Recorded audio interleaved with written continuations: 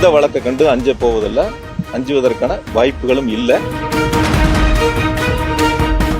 2 நாட்கள் காவல் நிலையத்தில் ஆஜராகி கையெழுத்திடுவதில் நான் 29, 30, 3ஆம் தேதி வரைக்கும் 4ஆம் தேதி வரைக்கும் மொத்தம் 5 நாளைக்கு எனக்கு கையெழுத்திடுவது விலக்கு அளிக்க வேண்டும் என்று என்னுடைய விசாரணை அதிகாரிக்கு நான் கடிதம் அனுப்பியுள்ளேன். நீதிமன்றத்திலும் அது குறித்து நான் ஒரு மனுவை தாக்கல் பண்ணியிருக்கேன். அதை நேற்றே உங்ககிட்ட நான் சொன்னேன். நான் முழுமையா அதை சொன்னேன். நான் 5 நாள் நான் அவகாசம் கேட்டிருக்கேன். அதுக்கு காரணம் என்னுடைய வழக்கு உச்சநீதிமன்றத்தில் வருவதால் அது குறித்து மூத்த வழக்கறிஞரிடத்தில் நான் பேச வேண்டியிருக்கிறது, சில ஆலோசனைகளை செய்ய வேண்டியிருக்கிறது, எந்த வழக்கை தாக்கல் செய்வது குறித்து பேச வேண்டியிருப்பதால் 5 நாட்கள் அவகாசம் வேண்டும் என்ற ஒரு கோரிக்கை மனுவை வழங்கியிருந்தேன். நீதிமன்றத்திலும் அது குறித்து ஒரு மனுவை தாக்கல் செய்திருந்தேன். 2 நாள்ல அந்த பணி முடிஞ்சிருச்சு. அதனால நான் நேற்றே கையெழுத்திடக்கூடிய பணிகளும் கேள்விக்கு பதிலளிக்கக்கூடிய பணிகளும் தொடங்கி இருக்கின்றேன். நான் கூட நேற்று பேசும்போது ஒரு பத்திரிகையாளர் கேட்டாரு, சட்டத்துறை அமைச்சர் ஏதோ ஒரு கூட்டத்தில் பேசும்போது ஒரு கருத்தை முன் வச்சாருன்னு சொல்லிட்டு, எங்கேயும் அது போல செல்ல வேண்டிய அவசியம் எனக்கு இல்லை. நான் இங்கே தான் இருந்தேன், வழக்கறிஞரை சந்திச்சுக்கிட்டு தான் இருந்தேன். வழக்கு நீதிமன்றத்திலையும் உயர்நீதிமன்றத்திலையும் ஒரு மனுவை தாக்கல் செஞ்சோம், உச்சநீதிமன்றத்திலையும் ஒரு மனுவை தாக்கல் செஞ்சோம். வழக்கறிஞர்கள் வாதிட்டாங்க. ஒரு உரிய தீர்ப்பை நாங்கள் நீதிமன்றத்தின் மூலம் பெறக்கூடிய ஒரு சூழல் ஏற்பட்டது. ஆகையால பொதுவெளியில, பொதுக்கூட்டங்கள்ல, அதாவது இன்னைக்கு நிறைய நாட்டில் பிரச்சனை இருக்கு.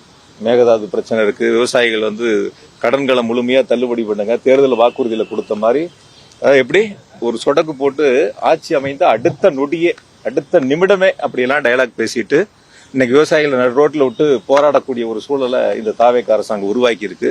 இதுல எல்லாம் கவனம் செலுத்தாம வழக்கு போடுறது, கைது பண்ணுவது, வழக்கு தொடர்பில்லாதவர்களை இந்த வழக்கிலே சேர்ப்பது, இது போன்ற ஒரு செயல்களில் இந்த அரசு ஈடுபட்டு கொண்டிருக்கின்றன. ரொம்ப முழுமையா நான் அதுக்குள்ள போக விரும்பல. ஏன்னா இப்ப விசாரணை நடந்துகிட்டு இருக்கு, நானும் விசாரணைக்கு ஆஜராகி பதில் சொல்லிட்டு இருக்கேன். இதெல்லாம் முழுமையா முடியட்டும், நான் இன்னொரு நாள்ல பொறுமையா உங்களை சந்திக்கிறேன்.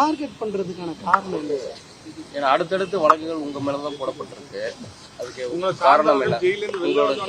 கைது பண்ற மாதிரியான நடவடிக்கைகள் எனக்குன்னு இல்ல, பொதுவா நீங்க பாத்திருப்பீங்க, இப்ப எல்லாத்துக்கும் தான் வருது. இப்ப எங்களுடைய மூத்த அமைச்சர்கள் மீதும் வழக்குகள் போடப்பட்டிருக்கின்றன. யாரெல்லாம் என்னென்னலாம் அவங்க என்னப்பா செஞ்சிட்டு இருக்காங்கிறதும் தெரியும்.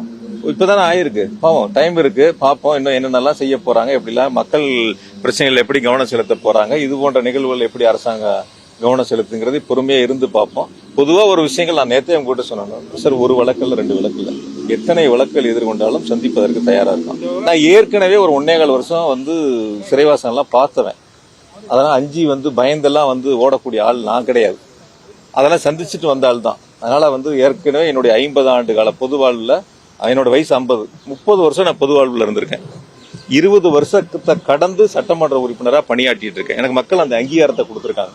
என்னுடைய தலைவர், கழக தலைவர் மாண்பு தளபதி அவர்கள் எனக்கான ஒரு அங்கீகாரத்தை கொடுத்திருக்கிறாங்க, மக்கள் பணியாற்றக்கூடிய வாய்ப்பை கொடுத்திருக்காங்க. அதனால நான் எந்த வழக்கை கண்டு அஞ்ச போவதில்லை, அஞ்சுவதற்கான வாய்ப்புகளும் இல்லை. சட்டப்படி எதிர்கொள்வோம். போதும், நான் இன்னொரு நாள் சந்திப்பேன். போதும். காவிரி வழக்கை பத்தி கேட்டதுக்கு அதுக்கு பதில் சொல்லாம டி.கே. சிவகுமார் ஒரு கருத்து சொல்லியிருக்காரு. ஆனா இந்த வழக்கோட டி.கே. சிவகுமாரை தோற்படுத்தி நிர்மல்குமார் ஒரு பேட்டி அளிக்கிறார். இந்த மாதிரி சம்பந்தமே இல்லாம கர்நாடக முதலமைச்சரை பத்தி எல்லாம் இப்படி சேர்த்து வச்சு இந்த வழக்குல தொடர்புபடுத்தி பேசுறதை எப்படி பாக்குறீங்க நிர்மல்குமார்? எங்களுடைய முன்னாள் அமைச்சர் சிவசங்கர் அவர்கள் ஒரு பேட்டி கொடுத்தாரு, பார்த்திருப்பீங்க. அதாவது அவர்கிட்ட நீங்க சட்டத்துறை அமைச்சர் ஒரு கேள்வி கேட்டீங்கன்னா அந்த கேள்விக்கான பதில் இருக்காது அவர்கிட்ட. அவர் வேற எதையோ ஒன்றை பத்தி பேசுவார். நீங்க கேட்ட கேள்விக்கான பதில், முழு பதிலும் அவர்கிட்ட வராது, அதுக்கான பதிலும் இருக்காது. அதுதான் அவருடைய வாடிக்கையான ஒன்னா இருக்கு.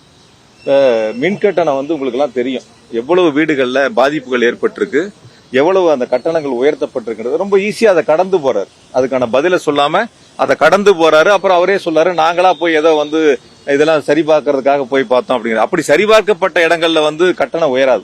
புகார் வந்தாதானே அந்த இடங்களை போய் நீங்க சரிபார்க்கக்கூடிய ஒரு சூழல் ஏற்படும். அதனால என்ன இருக்கிறதோ பிரச்சனைகள், அதை சரி செய்வதற்கான முயற்சிகள் எடுக்காம, கேட்கக்கூடிய கேள்விகளுக்கு உரிய விளக்கத்தை கொடுக்காம சட்டத்துறை அமைச்சர் திசை திருப்புகின்ற செயல தான் தொடர்ந்து ஈடுபடுறார். அந்த முயற்சி தான் அவர் முன்னெடுக்கிறார். அவங்க ஆட்சியில நடக்கிறத வெளியில தெரியாம இருக்கிறதுக்காக இது மாதிரி தொடர்ந்து எதிர்கட்சியின் மேல சார், இந்த தாவேக அரசு அமைந்து இந்த குறுகிய நாட்கள்லேயே பல்வேறு பிரச்சனைகளை மக்கள் எதிர்கொண்டு